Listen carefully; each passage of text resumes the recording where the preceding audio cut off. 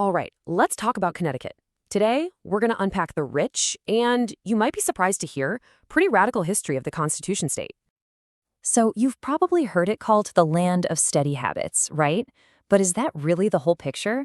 Let's dive in, because underneath that quiet reputation, Connecticut's story is really this fascinating tug of war between deep, deep tradition and some seriously groundbreaking innovation. We're going to trace this whole story through 5 main parts. We'll start with its radical roots, then see how it forged its identity, became the arsenal of America, went through some steady social changes, and finally, how it's navigating the modern world. Okay, so let's get right into it.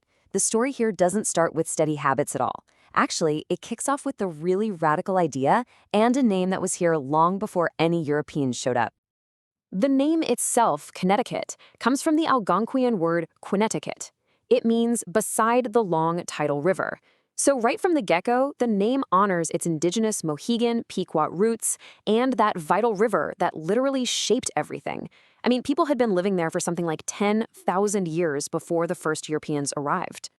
Then, in 1636, you've got Reverend Thomas Hooker. He leads this group of settlers away from the Massachusetts Bay Colony. And you know, they weren't just looking for fresh farmland.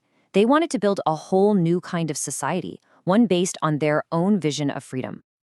Now check out this quote. It's a pretty bold claim, right? That the U.S. government is basically a direct descendant of Connecticut's. And the reason for that is this incredible document called the Fundamental Orders of 1639. Think about it. It's basically the first written constitution in the Western world. And its big radical idea that a government gets its power from the people, not a king. It was basically a blueprint for American democracy, born right there in those little river towns. Of course, building this new colony wasn't exactly peaceful.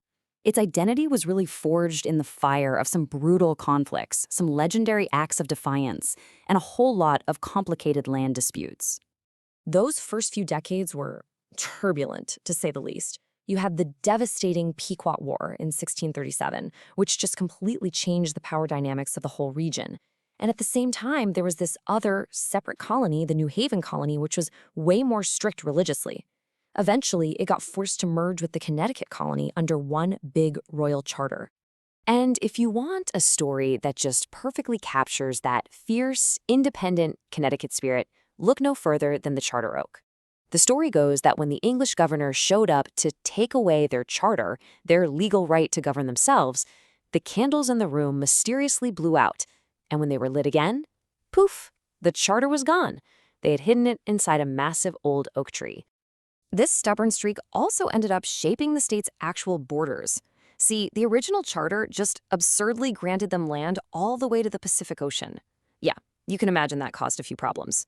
It took decades of arguments and even some small-scale wars to finally settle its modern boundaries, carving out the state we recognize today, and even shaping the settlement of Ohio with its Western Reserve. So, out of these feisty colonial roots, Connecticut completely reinvents itself. It becomes this absolute manufacturing titan, earning the nickname the Arsenal of America. The whole state just became this hotbed of innovation.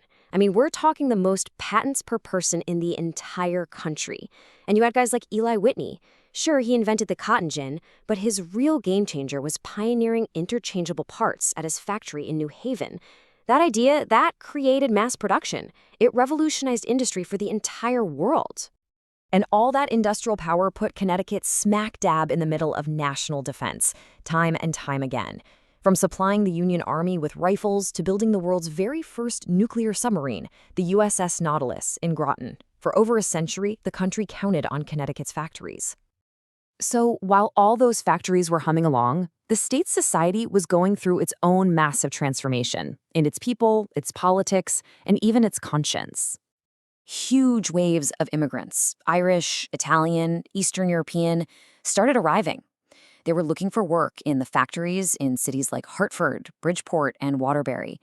And they completely reshaped the state, turning it from this fairly uniform Yankee Protestant place into the diverse, multi-ethnic state it is today.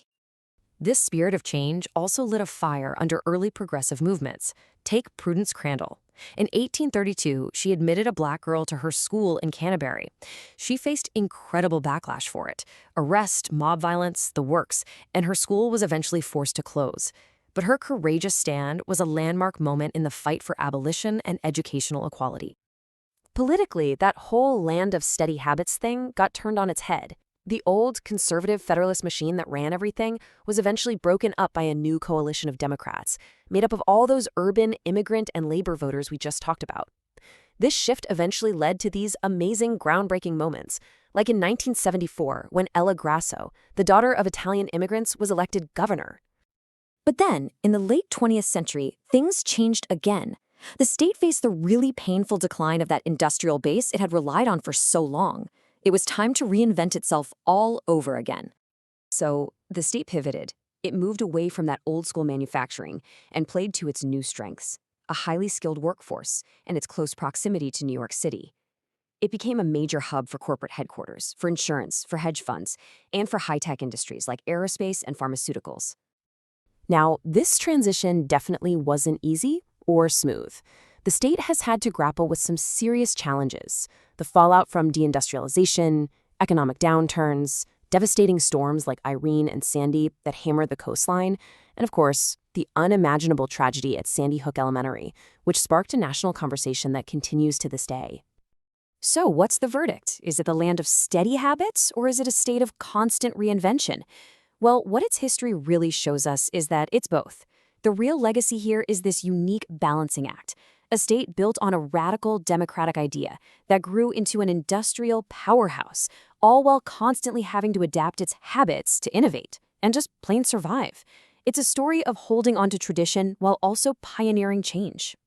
Hey, if this explainer helped you connect the dots on Connecticut's fascinating history, you should definitely check out our U.S. State Histories playlist for more. And make sure to subscribe to Notebook Summaries so you don't miss what's next. Thanks for watching.